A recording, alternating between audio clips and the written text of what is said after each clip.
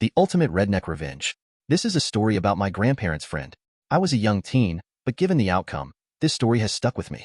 I've sat on this story for a while, but it's so satisfying to see a gaggle of Karens taken down a notch that I figured I'd share. For the sake of this story, we will call my grandparents' friend William. Now, my grandparents knew William from way back. My grandmother knew him from school, and my grandfather met him after marrying my grandmother. Anyways, in the 60s, Grandma was a manager at the July 11th. William led a crew that went there every day. It was the only gas station in a 30-minute radius, so everyone knew everyone in that sleepy coastal town kind of way. Now, one day William was doing a job down on the waterfront and slipped, fell, and broke his back. While he was healing from the operation and was broke as a joke, my grandma would always make sure send him something to eat that she'd pay for when the crew would come in to grab their snacks and gas up, knowing William would simply skip the meal to save the money for his own family. My grandpa also took him to several doctor apps since William couldn't drive for a while, and his tiny little wife couldn't wrangle him into a car by herself. William never forgot that.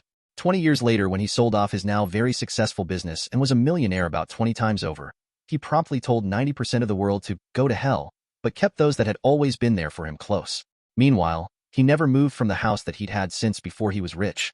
His only concessions to his wealth were trips with his wife to see the world and buying up quite a few acres of the forested land around him. If you weren't his friend, you'd take him for every other blue-collar worker in the town. There was absolutely nothing obvious to show that he was worth tens of millions of dollars. After his wife died in the 90s, William decided to take up a new hobby. As he lived outside of the city limits, he set up a sawmill and woodworking shop. Got all the proper permits and everything.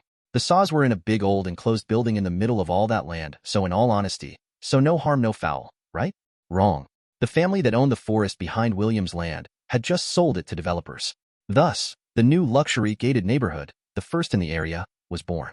Enter a plethora of Chads and Karens who were mostly from up north and had moved down south to take advantage of the better weather and the nearby beach. It didn't take long before they decided to take offense to his little business venture on the other side of the 10-foot tall wall of their neighborhood because it didn't fit with the image of their community. You know, the community he was decidedly not a part of. So, they sued him. Didn't even try to start a dialogue with him, just up and sued him. William was livid. He was your typical coastal redneck, and he would be damned if those damn Yankees told him what to do on his own property that was not within city limits nor located in an HOA. William countered with professional noise studies that showed that some of the kids in that neighborhood drove vehicles that made more ambient noise than his little operation. Nope. The people in the neighborhood simply threw more money at the lawyers to continue on with the lawsuit. Essentially, their plan was to bleed him dry. Their lawyers, who were not locals, actually told William's lawyer that he should probably advise his client to close the shop so that he wouldn't end up bankrupt due to the resources being thrown at him from the homeowners. Due to the relatively modest surroundings of his home, the neighbors nor their lawyers had any idea the man was actually richer than just about all of them put together. All they saw was an older dude who drove a beat-up 80s model truck and wore Dickies jeans and work shirts that lived in what appeared to be a relatively modest home, especially compared to their McMansions. When William's lawyer told him about that conversation, William lost his fucking mind. I clearly remember his screeching into my parents' driveway in that old work truck, cussing up a storm and ranting and raving before he even got in the house. He came to our house. Why? Because my grandmother, bless her heart, was known as one of the most giving people in the world. Unless you pissed her off, if you hurt her or someone she cared for, she became one of the most vindictive assholes that could be found in that town. I am not kidding when I say that her ability for revenge served cold was legendary amongst the locals. So William had come to the house for a dose of her deviousness. Us kids weren't allowed inside during that conversation, but after he left that day, I later heard the adults talking about how he proceeded to hire quite a few private investigators to see if there would be any dirt to dig up on them. By them, I mean the dozens of people in that neighborhood that were a part of that lawsuit. Lo and behold, there was apparently copious amounts of dirt to be had. I still remember him positively crowing about it to my grandparents one fine summer day months later. That 60-something-year-old man was as gleeful as the proverbial kid on Christmas morning. Why? Because after he learned what his little private army dug up, he started making some phone calls to various acquaintances in high places. The ensuing fallout meant that the lawsuit was dropped. There was quite a list of misdeeds that were discovered, but the ones that I heard talked about by the adults that stick out are: there were more than a handful of individuals that owed back child support.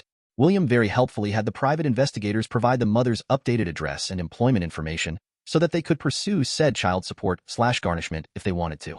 On top of that, the IRS became very interested in several of those people, as well as various other neighbors. Finally, one household ended up in prison because the investigators realized that they were drug dealers. The pictures of the transactions caught by the PIs were helpfully handed over to the sheriff's department. Drugs are bad, kids.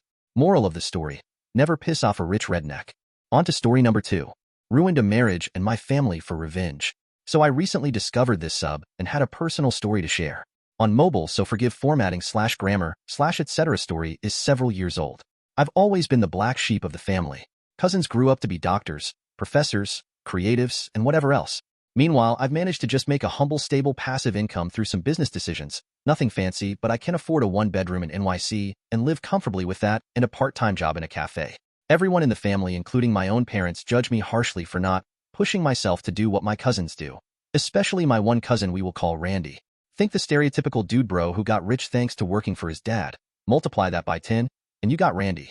Anyway, he always gave me the most shit, and eventually I just tuned them out because I get to enjoy my life with myself, work part-time, and still afford what I want. So, to cut the bullshit short, Randy has a wife and 2 kids. He also had a mistress. I found this out cause one day when I was walking through the city when I saw him walking down the street with a woman who clearly wasn't his wife, arms around each other. I checked Facebook and saw he had indeed posted about visiting a bagel shop in the city while on a business trip that morning, so we had indeed in the city. So, I decided fuck it, let me see how this plays out. I followed them for 5 hours, snapped several photos, one of them going into a hotel together. I held on to these and waited until Christmas that year, about 6 months later. I decided to unceremoniously drop printed photos in front of everyone at the table before dinner and made sure to get his wife to see them. Cue screaming and fighting. I actually got a black eye out of it. It was Randy's dad who did it though, not him.